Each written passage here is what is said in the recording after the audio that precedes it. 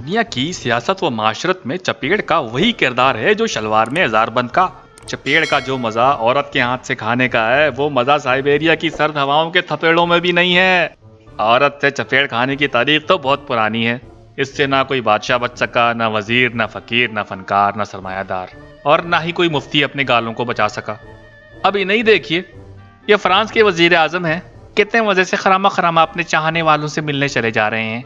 अरे रुकिए रुकिए रुकिए, ये क्या, इसने तो जड़ दिया चपेड़ भैया। दिया, पता कराओ, पाकिस्तानी तो नहीं था ये। चपेड़ के बारे में सबसे मजे की बात ये कि औरत का चपेड़ फिल्मी दुनिया में मोहब्बत का बाइस बनता है। क्या आपने वो मशहूर डायलॉग नहीं सुना? प्यार से डर नहीं लगता साहब, थप्पड़ से डर लगता है।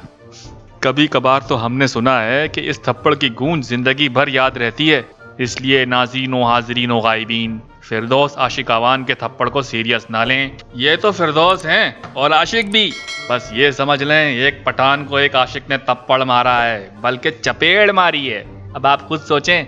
ओए खाना खराब, अब तुम देखना हम क्या करेगी। दोस्तों, अगर आपको हमारी ये काविश अच्छी लगी तो हमारा चैनल सब्सक्राइब करें और बेल आइकन ज़रूर दबाएं।